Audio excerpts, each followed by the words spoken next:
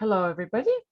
Today we have another beautiful wintry scene to paint with oils, and I have a white surface board today, and I also have some cloth so we can sketch with a cloth and do some textures with it, and also I have some wooden wedges for some details for later on as well. So if you have those things close by, that would be wonderful. And I'll start painting with some white, well, start sketching using just tubes. So there's no oil in them, just tubes, so it's nice and thin, not too oily. And I'm going to mix some black and white together. So I'm using titanium white or zinc white, whichever you have, doesn't matter, and some Payne's grey. And I'm going to dilute it with a little bit of tips, so it will be runny. And I'm going to create now, think about my composition. Now, first of all, let's think of how much sky we're going to have and where our canal, where the water is going to start. It looks like could be almost halfway through, but I think it may be just a little bit lower where our water line is going to be. So I'll just get going with that pale grayish color, kind of grayish blue, and we'll work into another big element, which is the path here next to the houses. And what I'll do, I'll plan it as an overall shape. So if I were to divide all of my board into half, so that path is probably going to come up here, or maybe even tiny bit further than halfway through. And then that gives me a good curvature. Now, so it might be just roughly somewhere coming up here. I haven't decided where exactly. But let's find how tall, how far that path is going to be, all that path covered in snow. So it's almost at the top of the lock, little bit of a bridge and lock. So it's slightly higher than our water line. Okay, maybe not hugely high up, somewhere there. And then it also tells me the direction of it on the right hand side, and it gives me a little bit more of a, it's not as wide as that, maybe a little bit more narrower. Then I know where my curvature is going to come up, somewhere there. And I'll just use the kitchen towel just to wipe some of the lines, supporting lines. Okay. And again, let's have a look roughly how far the bridge. So the bridge is going to be our key element here. So let's get how big it's going to be. Now I can do that by finding out again against our water line here. The bridge might be just tiny bit more lower because it's in front of the canal, which is spreading a bit more further back. Okay, so it's a little bit further because they're close to us. Okay, and it's a little bit higher than our path, so that gives me a rough proportion of it on the side. So I'm comparing it to this line, I'm comparing it to that line, and that's might just give me a rough planning of it. Okay, something like that. And then next to the bridge, there is almost like a little island. Let's find a place for that.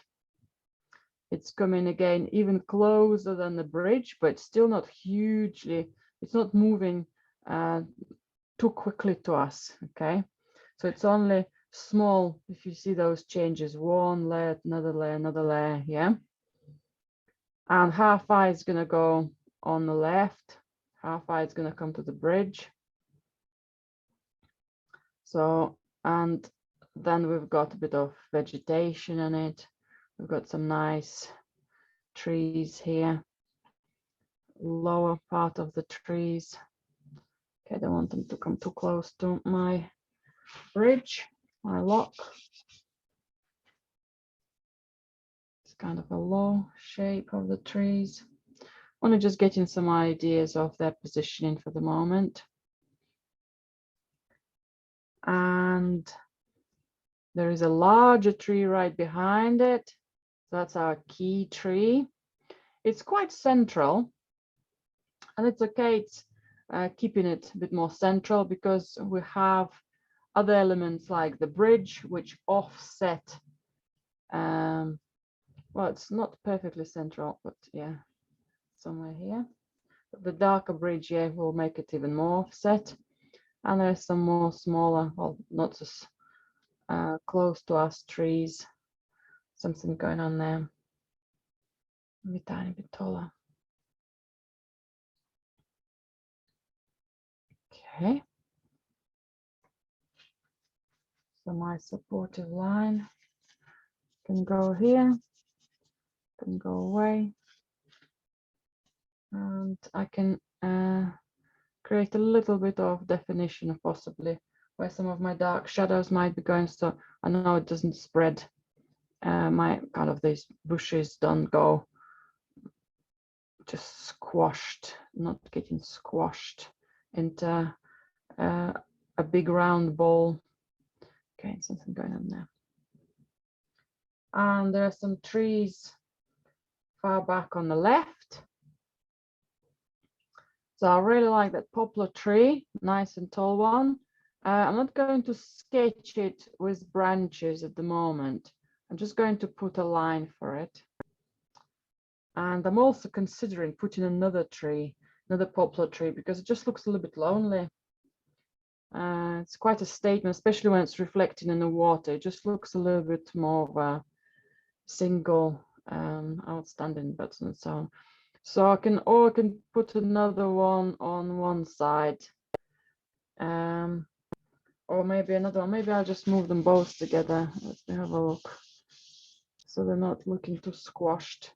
So from original placement on the photograph, I might just move it a tiny bit more further left. And another one, if I'll make it less taller, maybe somewhere here. And I can do my reflections in line with those shapes. Okay. And there are some other larger trees around them. Again, I'll just see how much I can fit, as long as I don't compete with the trees in the center. That's be fine.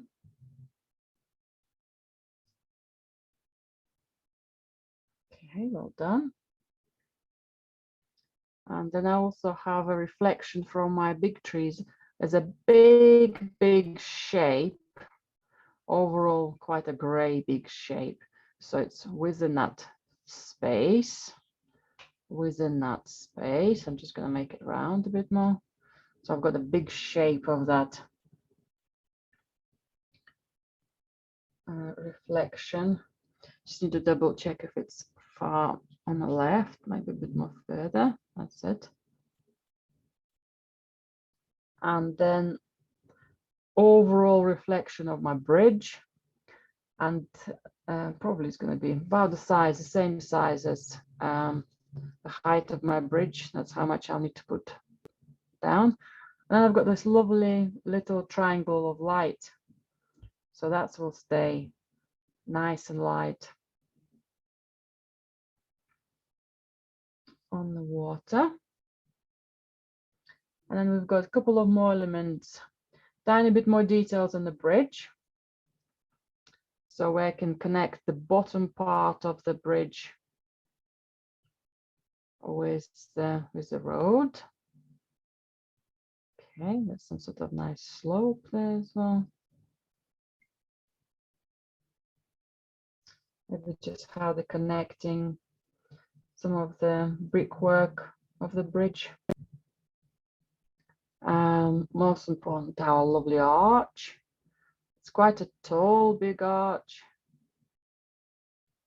Okay, we can't, it's quite hard to see how much details on the exact shape of it because it's all in the dark. So if I'll leave it roughly for the moment, And what's I'm more interested in is a little line above it, which has some snow, another line a little above it, where the actual top of the bridge is, and my initial line is going to be, I think, those locks, those moving beams. I think that's how they're going to stay there. And then their little pillars and whatever we can't see. I think that's will just go just right back there. But again, it's going to be quite dark. I don't want you to worry about it at the moment. That's a big shape. Rough positioning. We can tweak it as we'll start painting. We'll start painting. We'll start seeing all the shapes. I think there are a couple of little marks for the locks. Again, you're probably not going to see them now, as they're quite small. Then we've got the last element. We have some houses, some terrace houses on the right hand side. And what I'll do is then I'll just create a line, probably going from that one of the lock beams, somewhere that rough height, and I'll put a little diagonal which goes up, very gently, but up. Okay, so we'll look maybe a little bit sharper, even somewhere here, and that will be the roof level of my houses. So I can just drop a few vertical lines to create some of those houses. There's some partially under them, behind the trees, partially we can see them. They're covered by that road going up. And then we'll have little rooftops. Again, if I'll do a similar to this little diagonal line, just going even higher up, then I can divide it. Something like that, some chimneys. That should be plenty there. Okay. I'll just have a look again back at the path, because the path might have some indentations.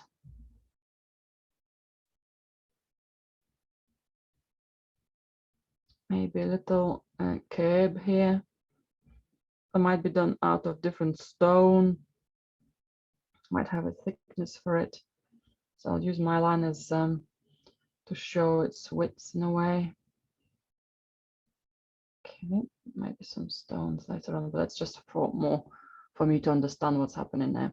Maybe part of it is stone, part of it is grassed. Okay, so that's our main structure for the composition.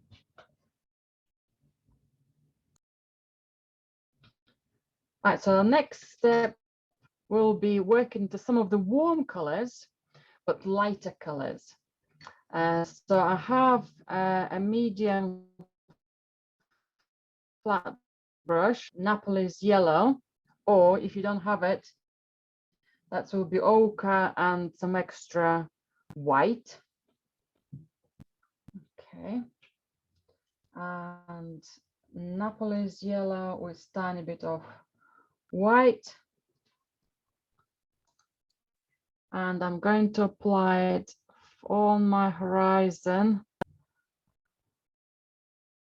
somewhere here, quite thick. Okay, so I'm using quite thick paint, so you might even see some of my brush strokes here. Just want to get some of that gorgeous light for the sky, maybe a little bit exaggerated, but I just want to get it a bit more stronger. You can use, if you don't have Naples yellow, you can use a little bit of cadmium yellow with ochre or just ochre, because I'll be using some of that as well shortly. So I'm just going for some of those lighter tones, adding a bit more white now to my yellowy color. This will be just just cadmium yellow. It might be a bit too strong in pigment. Ochre is quite nice, but it might be a little bit dull sometimes. Okay, it's quite nice and strong, but I need now a small amount of violet. Right, actually, I think I'm going to clean my brush and load some, let me show it here, paints. I'm mixing them. So I have some of my white and violet. So I want to have some pale violet here. So that's my Naples yellow. So it's kind of similar darkness, maybe tiny bit darker, but it's very, very pale pinky in color. So I'm going to use that color and then I'm going to mix those two together. Okay, let's put this one back.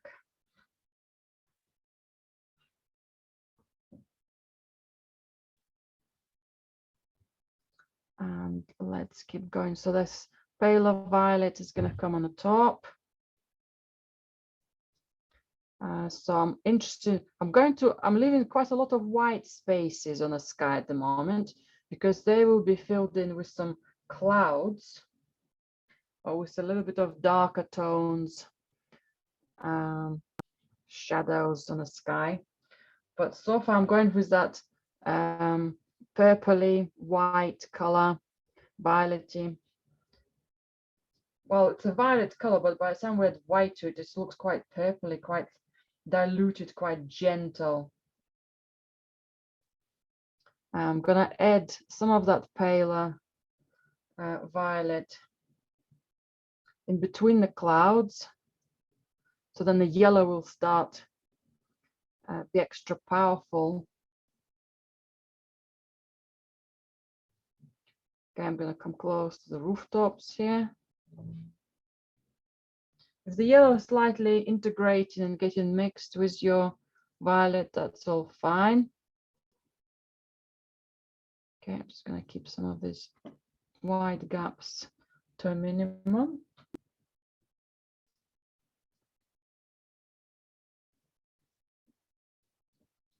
That's good. And I think, yes, I think I'll put a little bit of similar violet, maybe somewhere here, just to balance my sky later on.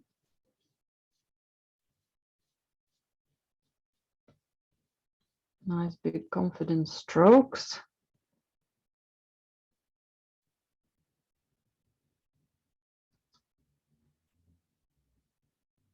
Okay, and now I'm going to mix my violet with that yellowy white color. It will give me like a very, very light browny color. So if you go more into the violet, you'll have more going browny. If you go more into the yellow, you'll have more of an ochre color. And yeah, that's come out a little bit too dark. So let's get some more white with that.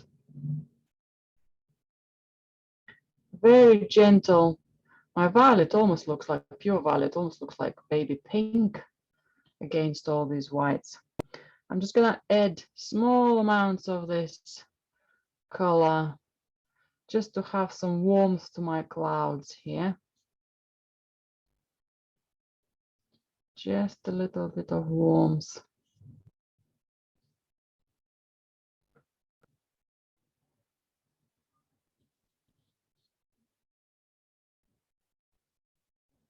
And maybe go further up.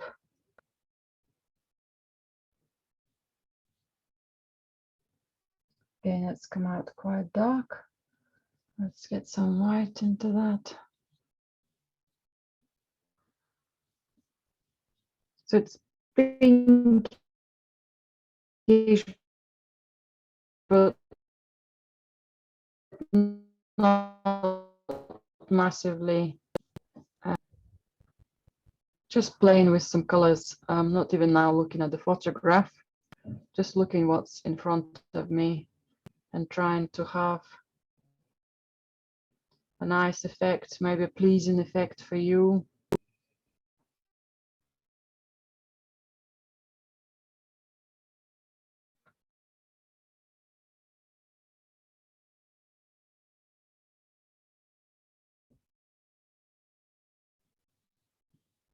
Pinky, violet, yellowy colors, maybe somewhere in the reflections, maybe somewhere in the trees. I think I'm gonna go for some of the reflections here. Maybe not the sky itself, but it looks like maybe some of the trees going to be there, maybe a tiny bit darker. So if I'll go again, Naples yellow or your ochre and cadmium yellow together, and a droplet of violet, quite a lot of white. I think some of these trees right at the back could have something similar in color.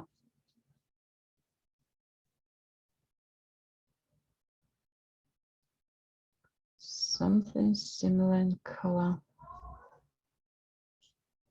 So while we're looking at some of the small shapes, we're using the brush, but later on I'd like us to use this cloth. Okay, maybe something there. Maybe that tree might have something, possibly.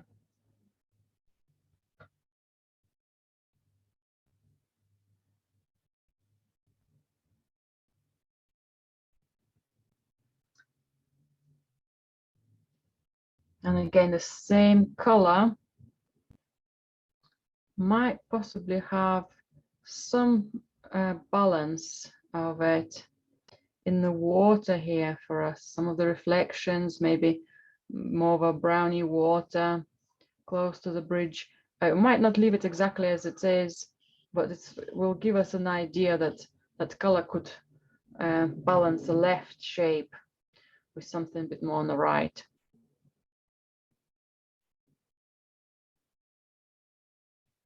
Okay.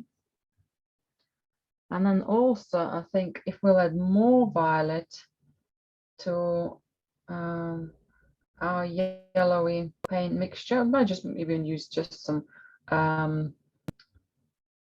ochre and violet, and our houses then could be painted. So what I'm doing, I'm using one color, a couple of colors. I'm just making them slightly darker, or maybe just intensifying some of them. So I'm moving from this within the same group of colors. Okay, something there. So they're reasonably light, so that's all of the houses in there. Might just divide some of the gaps between them.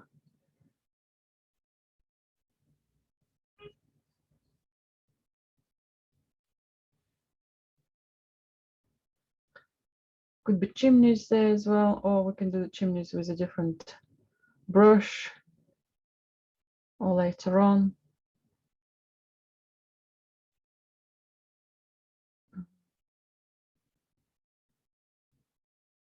Because we'll be doing the rooftops afterwards.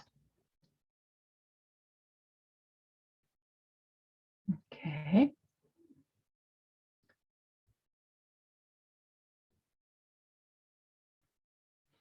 And I think also some warmth is going to come to the reflections of them, those warmer trees. But I think I'm going to add a little bit of coolness to it. So I'll have a very small amount of ultramarine, a very, very small amount of ultramarine to make my browny ochre color slightly cooler. Let's have a look. Yes. Just very, very gently. Might need quite a lot of white for it. Now the reflections will have all sorts of ripples on them, but for the moment we're looking at the big bold shapes. We can do them ripples afterwards. The paint will stay wet for a while. So that's going to be my darker, cooler trees.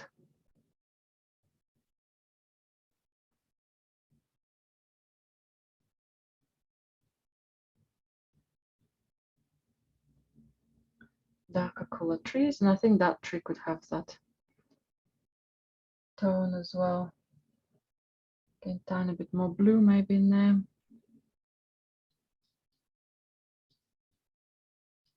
So it started to appear more purpley blue, purpley warm, but still within that, in comparison to our sky, much more cooler shape. Okay, and I need to get it, that reflection maybe a little bit lower.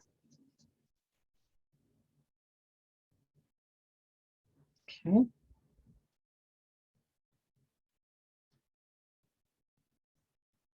And maybe some of that color could come on the top here as well, so they've got some sort of reference for it.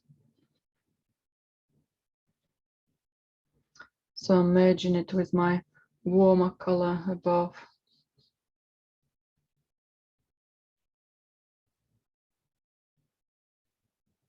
Okay, so we found some of the references to our sky.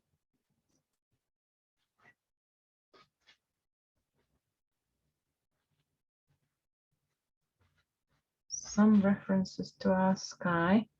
And then finally, I'll touch up some more yellows on our water reflection, because we're quite close to that sky opening. So again, I'll use quite a lot of white. And I'm going to go for Naples yellow. You can go for ochre and cadmium yellow. And I'll just fill that space.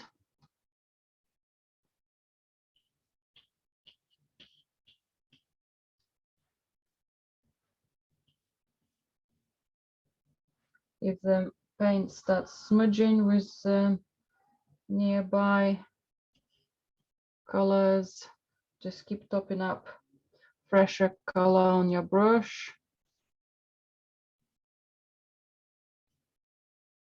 Again, it doesn't have to be perfect reflections, ripples yet. We're just placing some of the colors. I might just put some bolder yellowy. Maybe they'll be just coming just somewhere gently. Maybe somewhere on the sky here as well.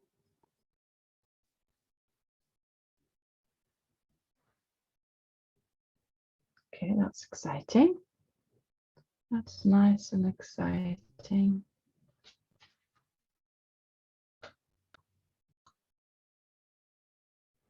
And because we have loads of warm colors, especially concentrated here in the horizon, we need to cool them down. Okay, so we're going to start using some bluey grays and varieties of grays, purpley grays, turquoisey blues, grays. Okay, so especially in this corner, I think maybe just tiny bit of charging of the color around this area will be quite advantageous. So after taking some Payne's gray with small amount of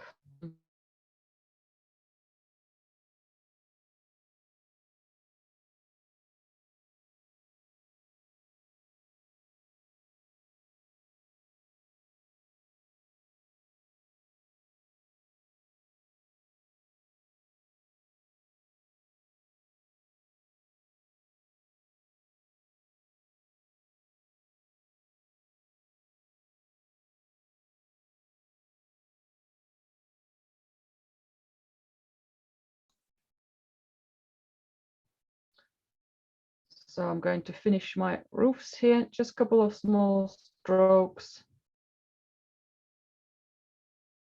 I might touch it up with some highlights later on, but for the moment, I think they're quite nice, just settled in on their own, just with a bit of that gray, emerald green color. I might also put some of the strokes the same color, just for some of them, probably windows. They're not going to be as fresh in color because I'm picking up quite a lot of that brownie paint, but that's even better because then it means that they're not going to be too bold in that green. Okay, that's good.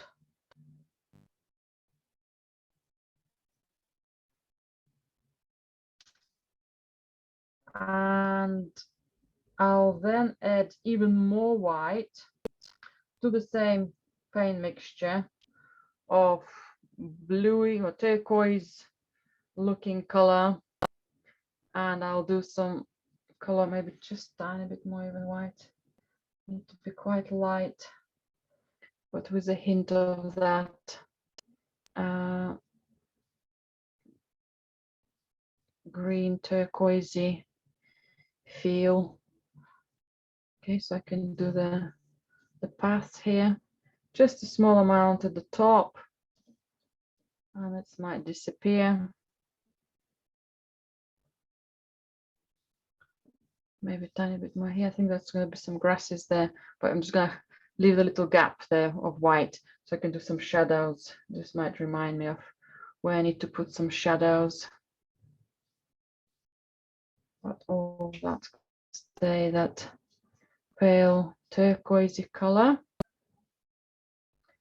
And at the front, because I have a corner again of some warmth, I'm going to introduce a little bit of that coolness from the turquoise, diluted pale whitish turquoise in the front here as well.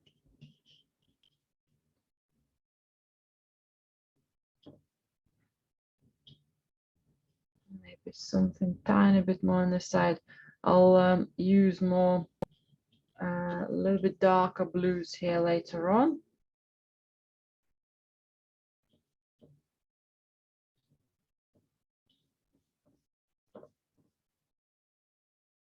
That's why I'm leaving it quite patchy.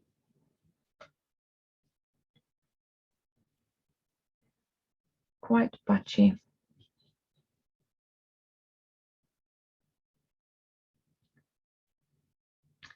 And then finally, I'll use the same color, that same lighter version of the turquoise color on the island here. It will be surrounded by loads of other cooler grays, blues, and hopefully that snow section on the island, instead of white as it comes up on the photograph, it will be a fantastic contrast of light.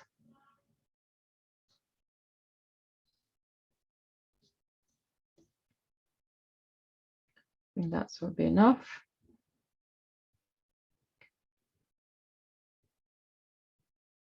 And then reflection of it in the water. I think I'm going to make it a tiny bit more darker. So blue turquoisey color. We know that our reflections are usually slightly darker. Okay, that's come out very dark. Okay, darker, but not overly dark. That's better.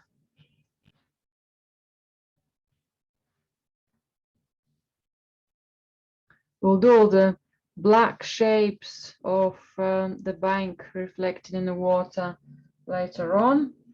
So far, we're just looking at that white. It's going to be smaller in size, but I'm just trying to find its rough positioning. So by the time I'll do the darks, that color will shrink in size. That will shrink in size. Okay.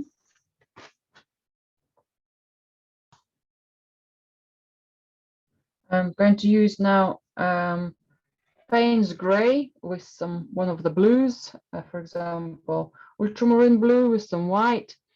And let's find some neutral gray corners, for example, some of them bushes spreading towards the water here. I can keep topping up my white if the color comes out too dark. I can slowly start changing the varieties of the proportion of those paints. Maybe more ultramarine in one instance, maybe a little bit more Payne's Gray in another. This section, it's quite a central one. Let's just place some of that color, that paler blue, well, kind of grayish blue here as well. Okay, as a quick block.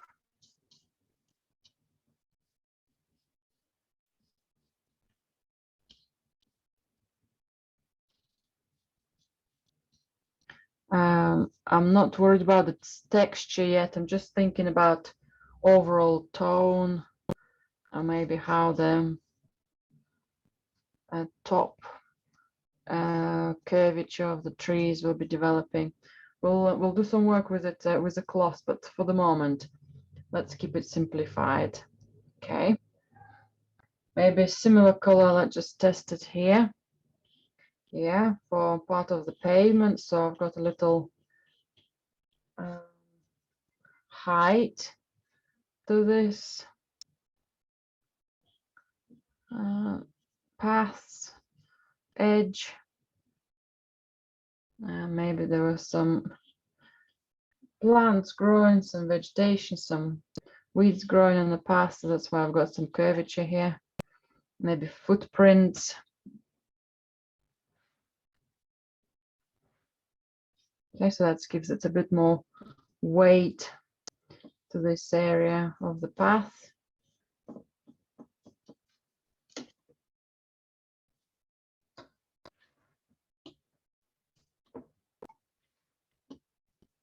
And maybe a bit more white. So then it's a different color now, coming close to turquoise. Turquoise, but it's slightly of a different color. Okay, I can't see much of a difference in tone there, maybe a little bit more. I'm using more horizontal strokes, quite soft, as to imitate some of the texture of the cobbles there underneath of the snow, or the footprints, or something else might be there. Okay. And I think I need a little bit more fresh ultramarine, maybe more ultramarine and white, as I want to have more of a fresher color, and that's might be some of my texture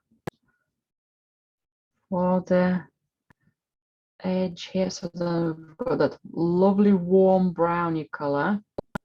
We have strong turquoisey gray. Well, it's strong against that brown. Then we have much more of a bluey color, and that blue could be part of our railing here. Well, it's not a railing, it's that space on the top of the bridge, which moves and gently into that curb on the path. So it's the same surface, but it just changes its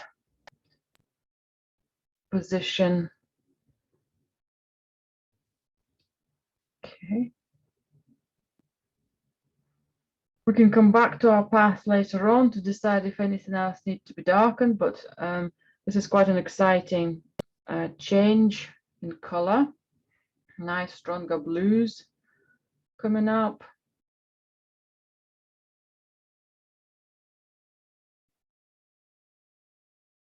Okay. And we'll do a tiny bit more work on the trees now. And that's when the cloth is going to come in.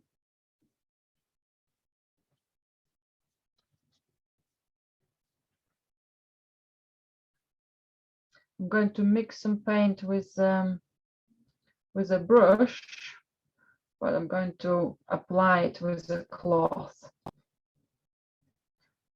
So I'm going to go from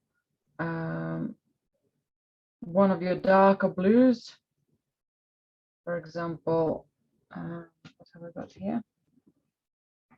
Cobalt blue. It's quite a solid one. If your cobalt blue, sometimes different manufacturers come out as very pale. I just add tiny bit of Payne's grey to it. And I still have some white there. And what I'll do, I'll put some paint on my, so I put some cloth around my finger. I'm gonna get some paint and let's create some texture for our tree. If you put more oil on your cloth, you have much more softer marks. If you keep it quite dry, you have loads of texture, so both effects are good. It's quite nicely smudged here for them with the sky. I'm going to be a bit more careful here because I want to preserve some of my yellows as fresh. If I don't, I can always apply fresh color there. So that just gives me much more exciting texture than when I was applying my paint with a brush. Just more delicate texture, not overwhelmingly big in quantities or in it's a bit more delicate. That's nice. So I'm going to top up my paint again. So I'll mix it with the brush. Cobalt blue with some Payne's grey with quite a lot of white to make it not as bold in darkness. We're looking for some medium tones.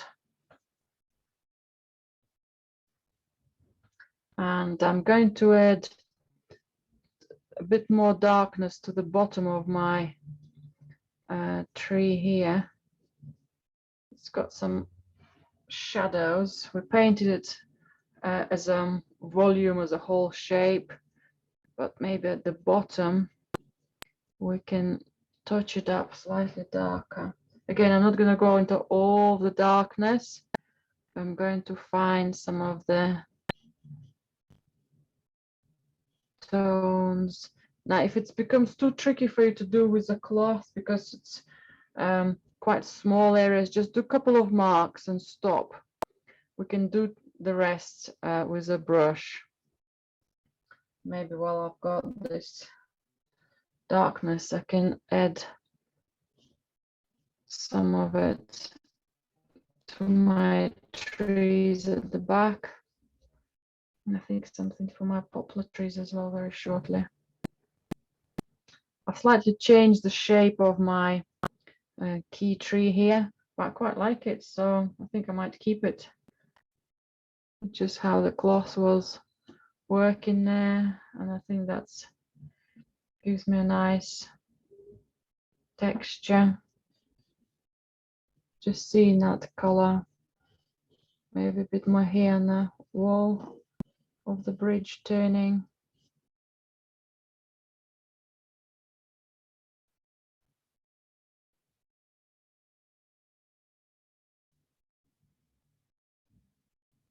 Right, for the poplar tree, we'll need to slightly change the color, but I'm not going there yet. Still, anything else on this color?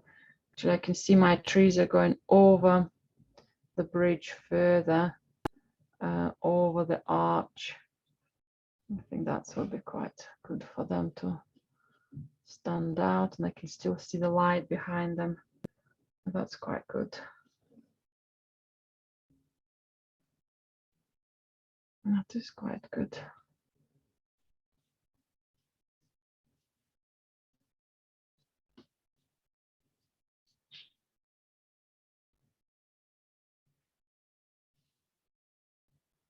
By turning the cloth to a clean side and just dipping it with some oil, you can lift some of the colors. It's almost like you can do it with a nail under that cloth, and the nail on your finger, kind of the edge of the finger, you can almost create by lifting some of the spaces. That's a lovely technique. Just be careful how much oil you're using so it's not too runny. I quite like that glow. Okay, maybe I've gone too far with it, but I like that glow a lot. Maybe I'll use it elsewhere. So this is just lifting. This is just lifting. So I'm just playing with some of that tone. I think I'll bring some of that color back.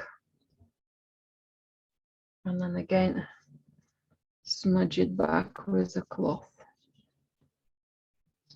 So there's some sort of texture going on. So this is something you have to just really go for. Depends how you hold in your cloth, you might have slightly different effects. But that's a beautiful way of developing your trees texture. So we're not doing any tree trunks or anything, just overall volume. So I just made it a tiny bit more darker at the bottom of this section, so it's seen more clearly. And maybe we'll use a little bit more Payne's gray on my brush, just to touch up some of the bottom areas of the water here. And some of the shadows.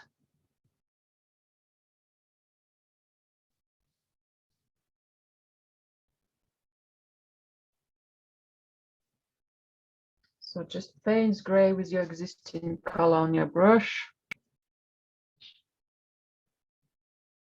And just a couple of shadows, not full strength, just a little bit somewhere.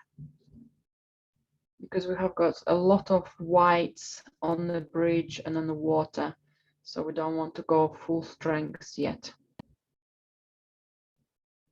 Okay. That might be enough for the moment.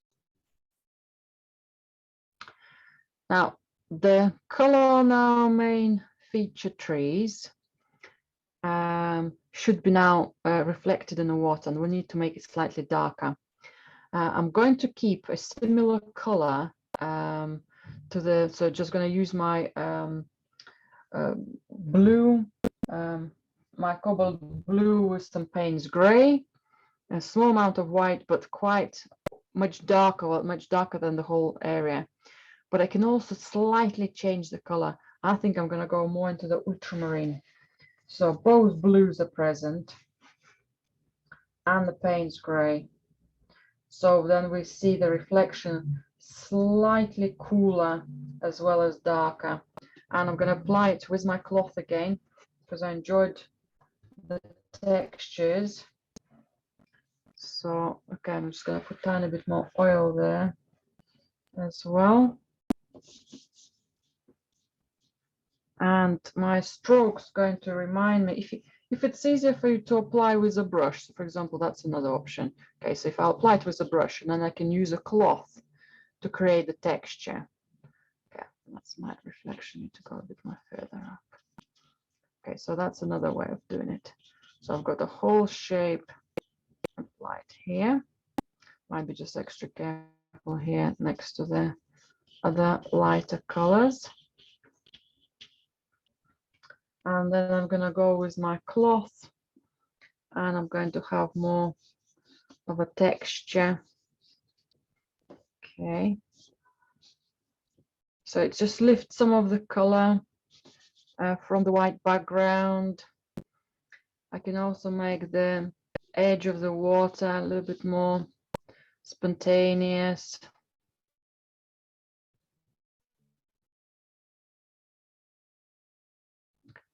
Close to our reflection, that turquoisey reflection.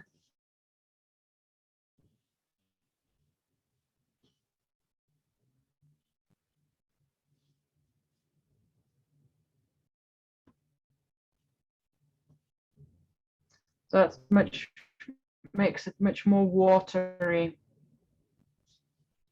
Quite a calm, still water, but still watery.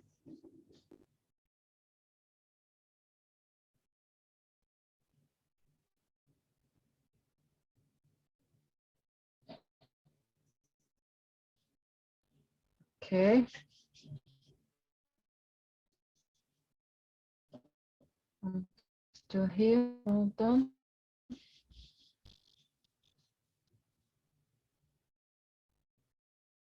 There could be a couple of lines coming across, but be extra careful with them. I'd probably keep them as it is. Just nice textured. My yellowy reflections here in the water. Again, there's some more shadows within that reflection. So I can use again my brush, maybe add more Payne's Grey and Ultramarine on my palette, and then mix, apply some of the darker shapes quite crudely first. So if I'll do it quite crudely with a brush, more wider.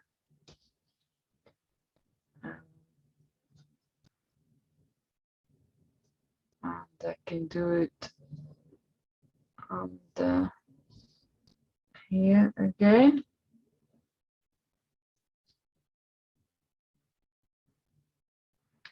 And then I can smudge some of these areas.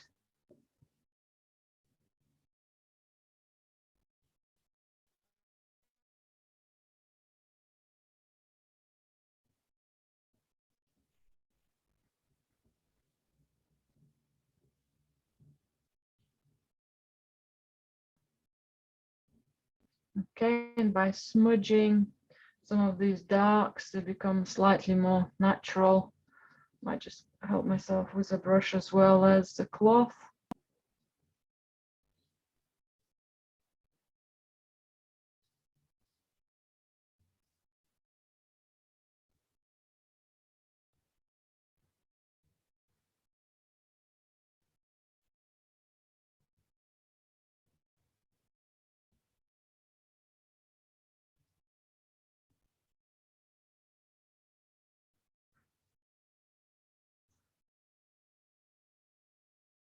And I can also do some of the reflection as I'm on the same color, possibly for that shadow. So loads of Payne's Grey and Ultramarine. There's still some white present, so it's not solidly black. If it becomes solidly black, maybe just keep adding slightly more white. We can add a bit more darkness. And here I'm going to have the lines much more straighter, the surface much more even in comparison to the reflection under the tree. That's a nice solid shadow. Solid shadow. And then I can bring some of these darker shapes a little bit more close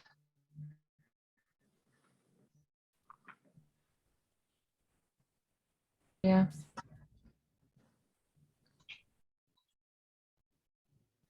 You okay, Audrey? Yes, I'm Have we back. lost I you at just some see it. point? Yes, I'll just turn it off and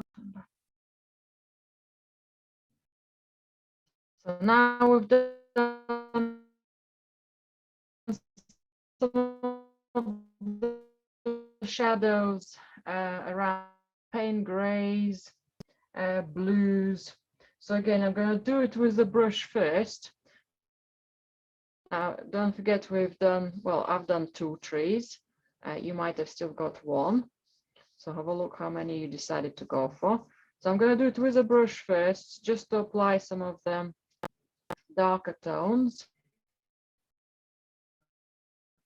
Let's do another one, which is going to be a bit shorter. I might just stop it there. Hopefully it will just fit in within the height of it. Give some textures to some of these. Use our wooden wedges to lift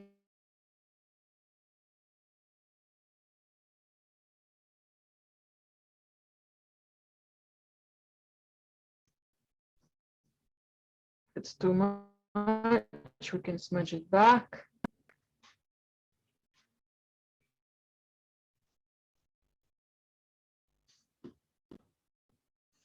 Maybe some nice highlight.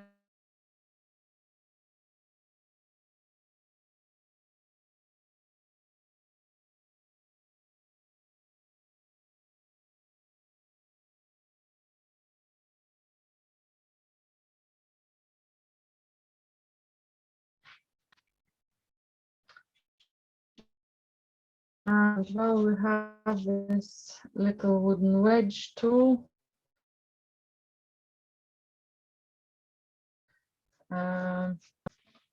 If we dip it in small amount of oil,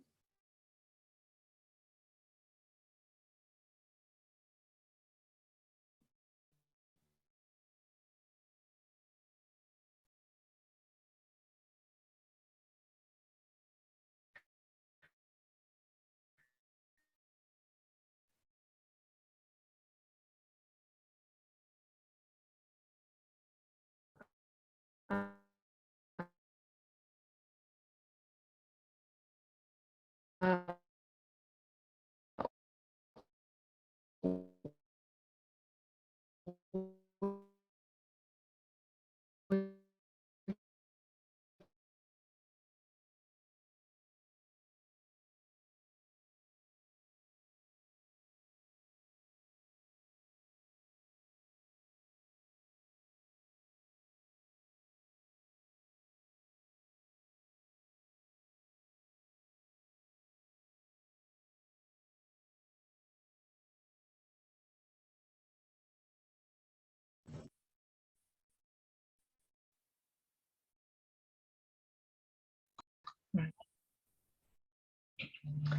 so after doing some of the scratches here, we start having the surface of the water looking a bit more reflective. So that's all good. So now let's do the poplar trees. And then we can do the bridge then after that. So my poplar trees, I want to make them slightly lighter than what they are. Well, actually, they're quite still dark. They're probably similar darkness here in this case. But I'm going to add very small amount of violet to my bluey gray. Very small amount of violet to have them slightly warmer, so they will look slightly different to the other trees. They might have different type of bark for the branches, and that's why the whole color of the tree is appearing different. Just using the brush, just dragging the shorter lines with longer lines across, and that gives me some nice different thickness of the paint, little gaps as well, creates that. Leaving a little bit of whites here and there, or just smudging the to the tree.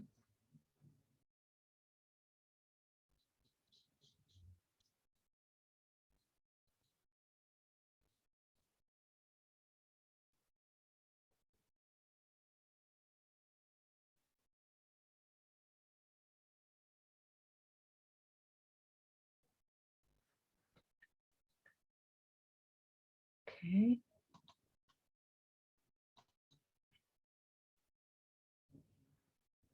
Right, so some of the poplar trees are done.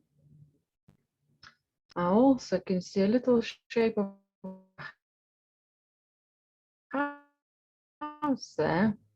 I think that might be a little feature. We just do a little triangle roof.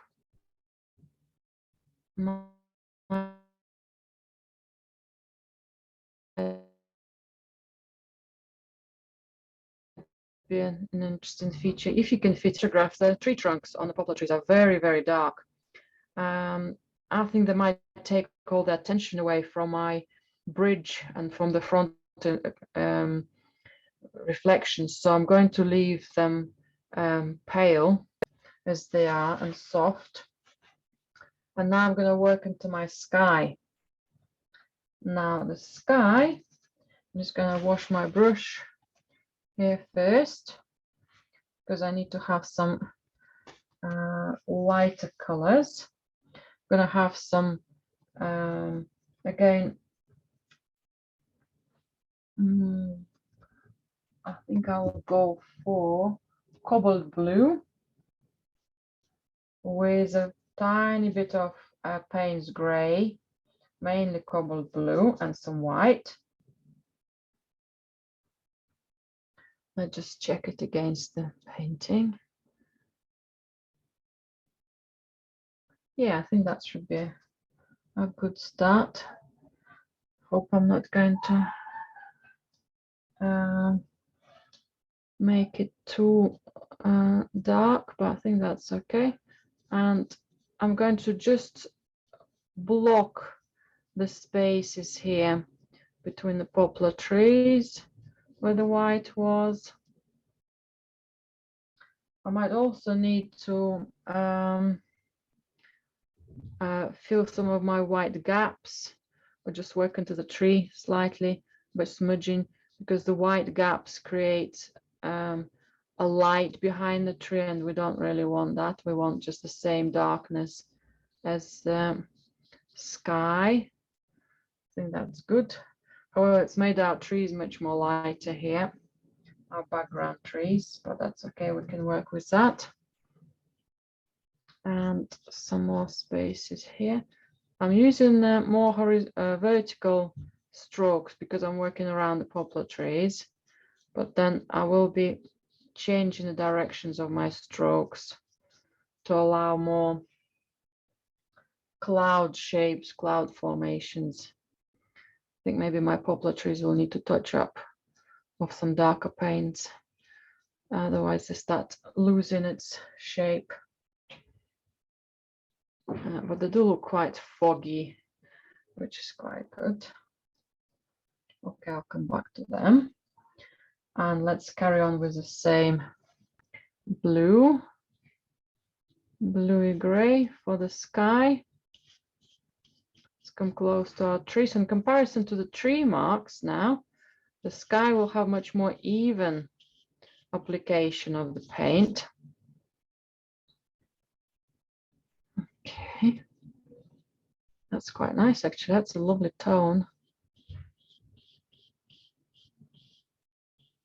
Just want to keep some of the treetops, natural shapes.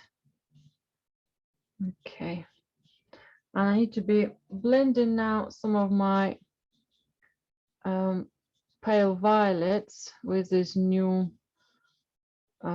blue, gently, so it doesn't have sharp contrasts. I want that softness to remain. And then where else I've got some white gaps here on the sky, I might just fill them in first and then decide how they need to be maybe distributed between other shapes. I'll just fill them gently. And these areas as well. So it's all the same color, but because it's started to be in different surroundings, it might appear slightly different. Okay, that's a darker sky there.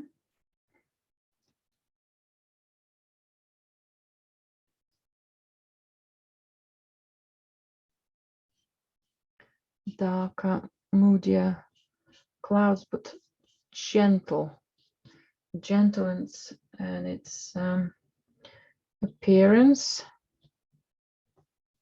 Okay, and then I can have a look. Is there anywhere this blue could be connected between them, different strokes, or maybe some of the smaller clouds? Just can have a little bit of the connection. I think this stroke is looking, this blue stroke I introduced looks too similar to the tree, so that's might need to go.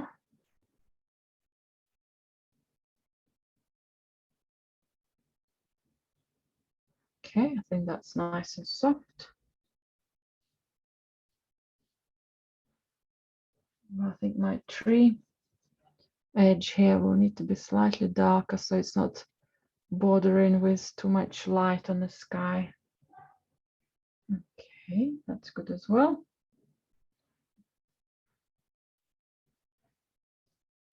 And then anything else I need to do with, well, I'm close to the sky area here, with my wooden wedge where I can maybe lift some of that light,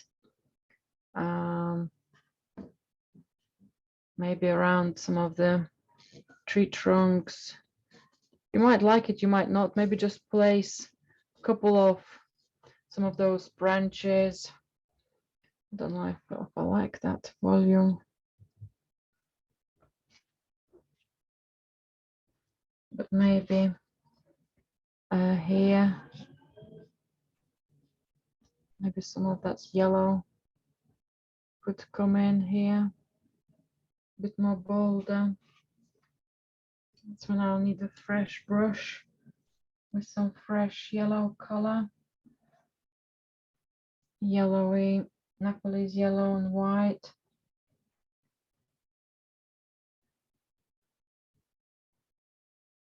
I think that just will make my trees tiny bit more exciting in its shape. Okay. Okay, that's good. And I think I can make my sky, the blue section between the poplar trees, tiny bit more heavier, somewhere maybe here. So that plain volume of gray blue is not too the same. So if I'll just merge it now.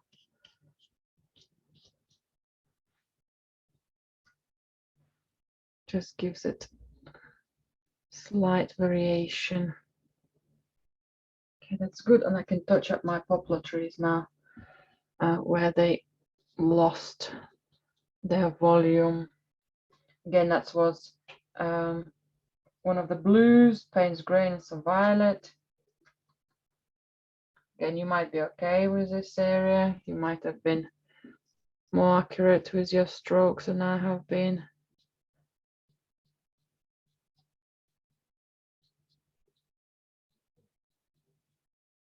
Just a little bit fattening it up, getting some of the darks back. Tiny bit maybe stronger pigment in some of the places.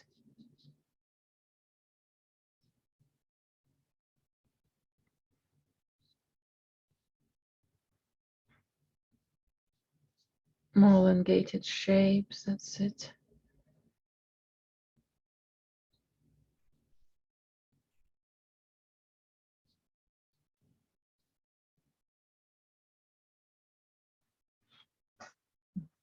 And I'm going to touch up the darkness of the trees here as well, behind the poplar trees. I'm going to add a little bit more grayish color.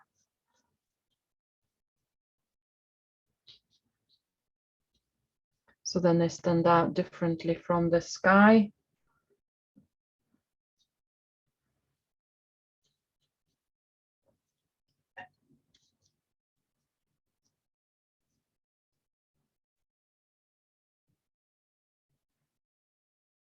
Just lifted some of my white here, but I think it does work here very well. So I might need to come back, that little segment of white.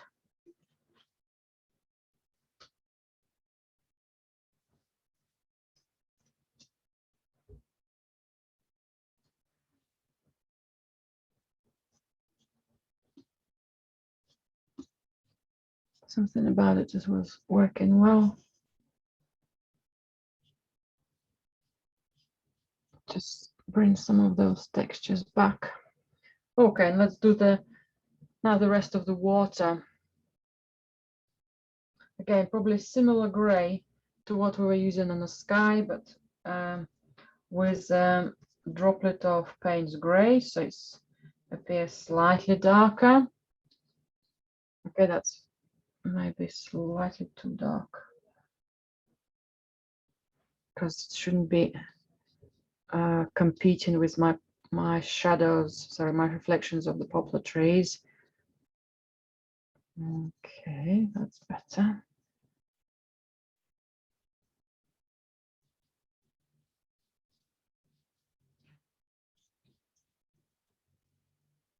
Coming close to this tree reflection as well.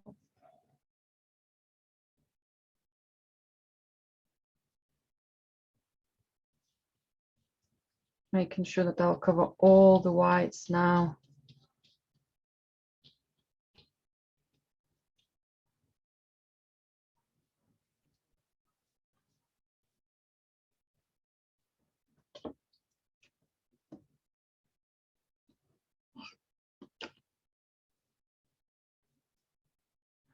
Okay, now it looks quite flat now. That's where we can add slightly more light on the border where, so we've done those pinky violety lower trees.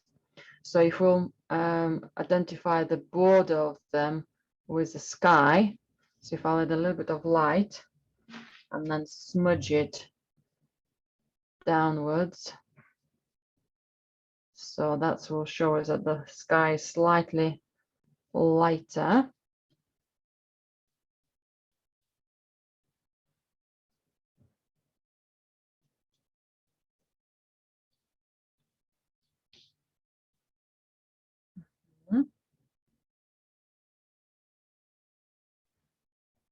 It feels like I could do with a lighter blob of tone somewhere here as well, somewhere in between lower part, well, higher part of the reflection close to the shore.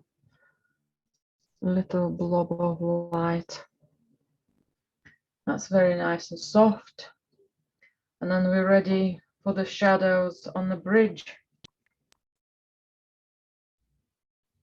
Right, so to make the color for the bridge, I think I'm going to use similar Payne's gray blues for the inside of the bridge and the reflection of the bridge. By the bridge itself, the color dominating, it will be still ultramarine and Payne's gray, but I'm also going to add some violet. Very tempting to go super dark.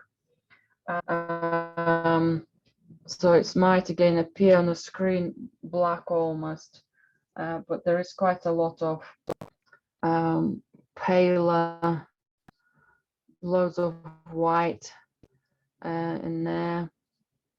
And I'll start with just filling the shapes, avoiding the little areas where the snow settled.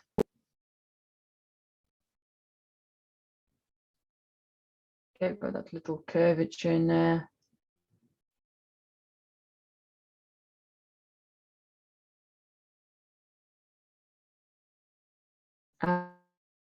If you end up with painting over where the snow settled,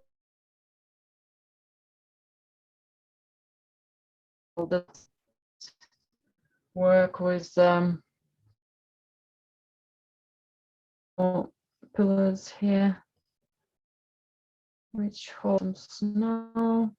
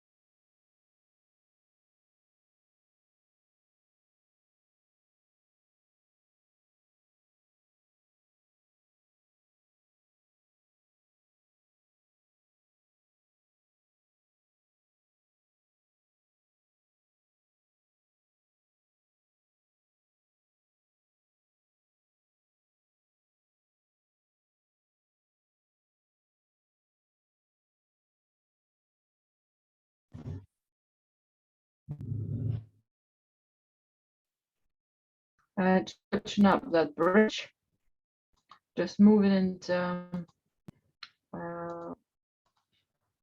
the arch, adding slightly darker, paints gray and ultramarine, painted it all together as a big shape.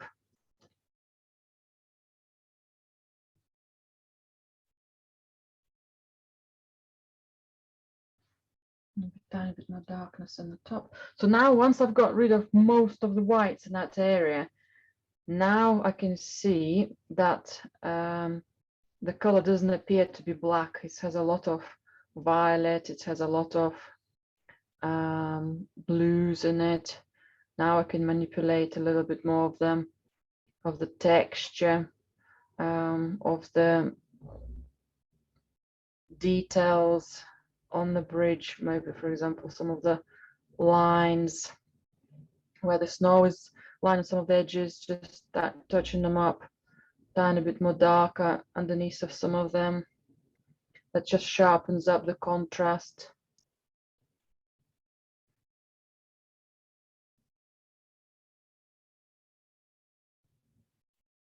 Okay, might put a tiny bit more darkness at the bottom of my arch here. Just need to make sure that my brush hasn't got any light colors, which sometimes just get dragged. So that will be my depth of my arch. You can see that difference on the top, kind of more on the right hand side of the arch, the space of the bridge. I'm going to make it slightly darker.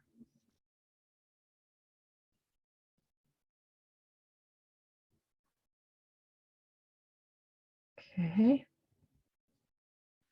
And any of those super fresh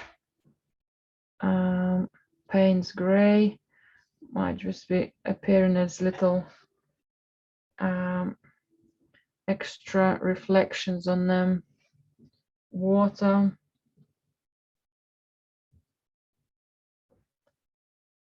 Now the wall is developing here on the side.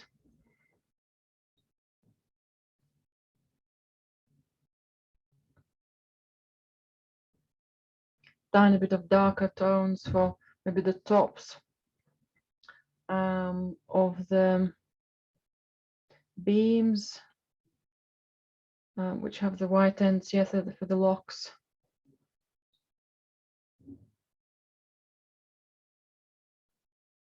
Right, and I think I'm going to go for smaller volumes of blacks here and there, or kind of very dark tones around the painting, just to sharpen some of the edges. Okay, that's gone to light.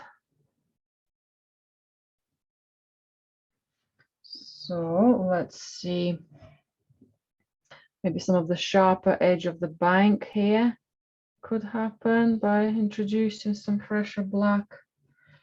It's not going to be overall black because there are quite a lot of paint on that surface and it will start smudging, but introducing it in small quantities here and there will sharpen the appearance of our piece. I think some of the shadows here can work slightly darker. I'm going for pure color, for pure of that Payne's grey. So I don't have any light pigment on my brush.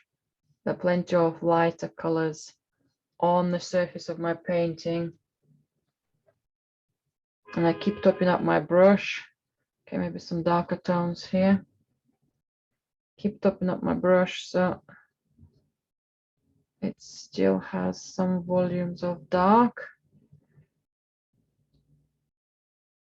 Okay, I want to do a little bit of the tree trunk here. If I do it with a brush, it might be tricky. If I do it with a brush and maybe one of my wooden wedges, that might be a better version. So at the moment it looks quite crudely done. If I use my tissue, have just a hint of that,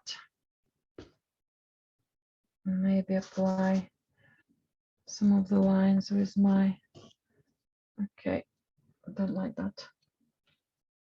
So it means that I can add some oil to my cloth, and I'm just going to rub it all together. I might end up with a tiny bit more darker tone here, which is fine, but I want that texture back.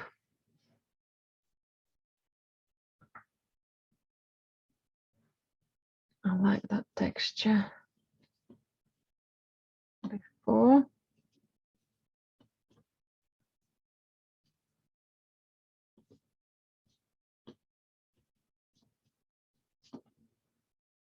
Just returning the shape of the tree to its previous state.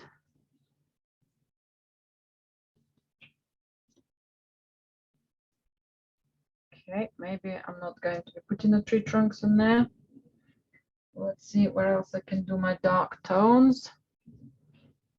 Maybe some on the bottom here of the bushes, maybe just much more gentler. Maybe a tiny little line far back, but it's not as solid in black. Just something there, yeah, that's enough. Oh, I just realized I smudged all my bridge here. Okay, let's bring it back to the shape. while I was working with my cloth, it's all smudged it here. All my accurate lines. Okay. That's okay. And let's sharpen some of the shadows here again. That happens. I was too involved with my trees.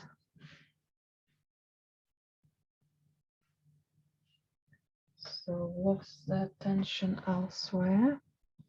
Right, anywhere else, some of those darker tones. Let's just sit back for a moment.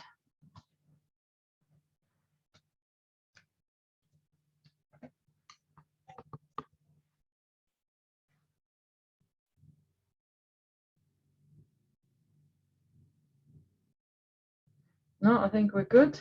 So now I can maybe lighten up part of my bridge.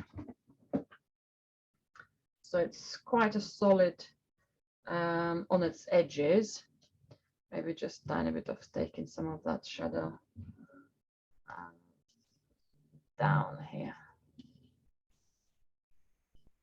My tree, maybe lifting some of it off. Just lifting a tiny bit more. So now balancing out my darks with my medium grays. Okay, need to be careful not going too far, not undoing all the good work I've done before.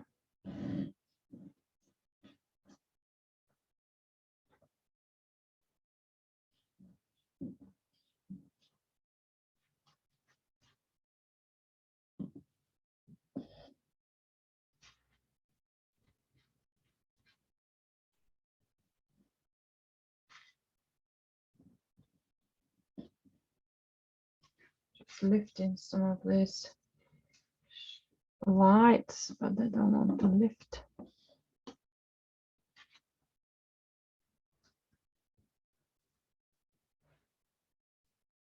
I have a lot of texture now, so I'm going to bring some of that gray back.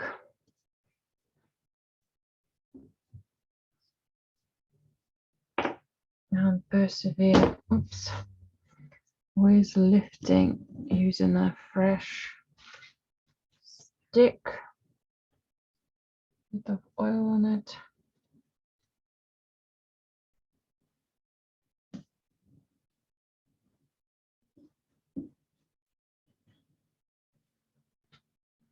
Okay, that's better. And that one continues as well.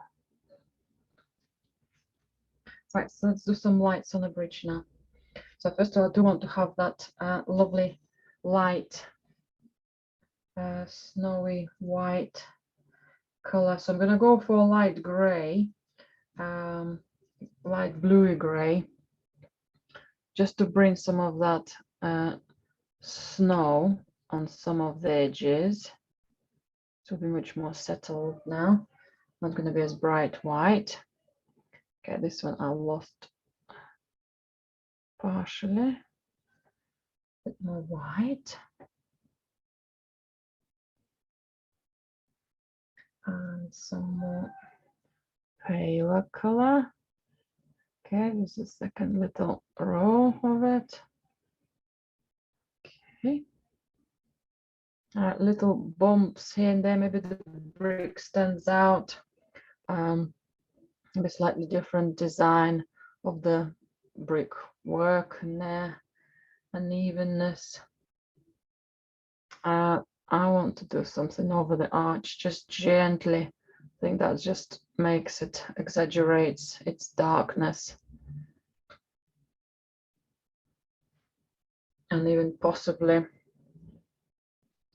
stretching this part of the shore and creating a bit of light here next to the bridge. That's better.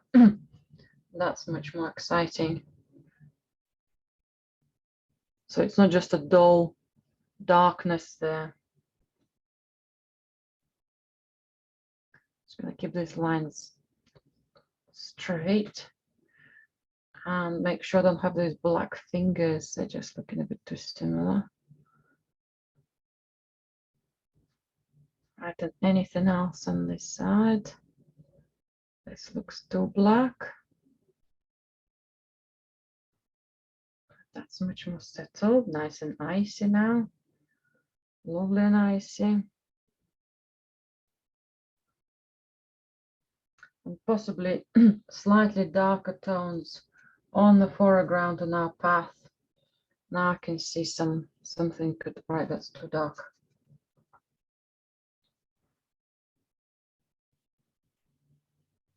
Maybe a little edge here. Maybe I'll be playful and create some footprints.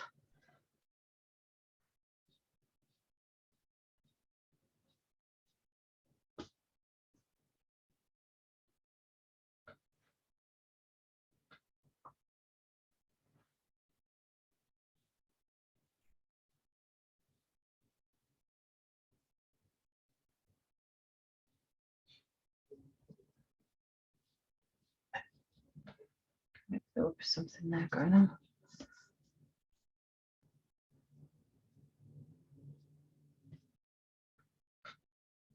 Maybe have them more suggestive than that.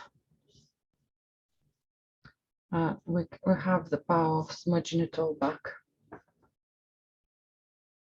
think I need to have them slightly adjusted to the shape of the path rather than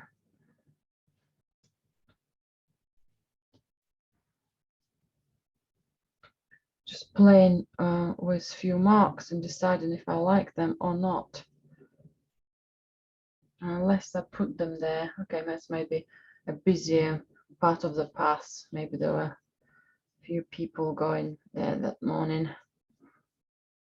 And there's some freshest marks and a little bit less fresh. Where have a few prints been happening? Okay. So this is all nuances, tweaking.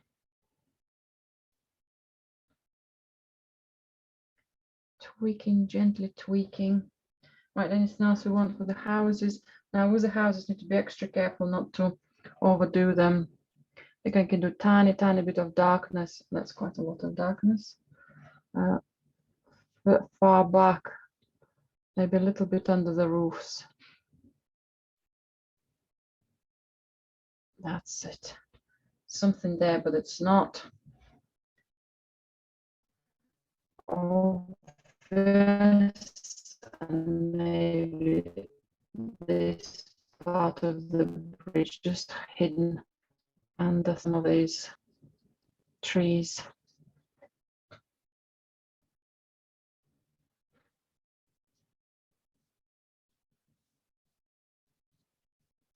And I think we're more or less done. The bridge is now not as strong, much more settled within our environment.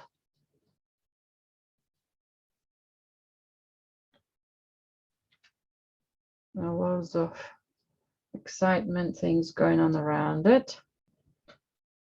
I think I'm missing the ends of the bridge, of the locks, beams, these parts of the locks.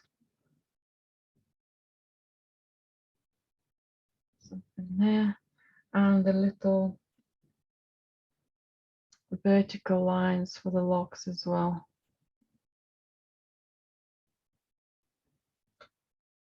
There. Anything else?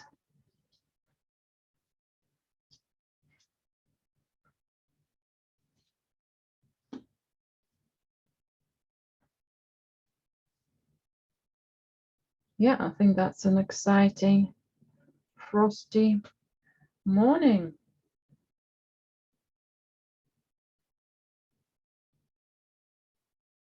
I think I might look back into the painting in a couple of days and have a chance to step away from it. But I think we're on the track with it, maybe a tiny bit less yellow here. Break it down into some tree trunks here. That's good, that's glowing. And that one, making sure that doesn't look like tree lifted. That's it.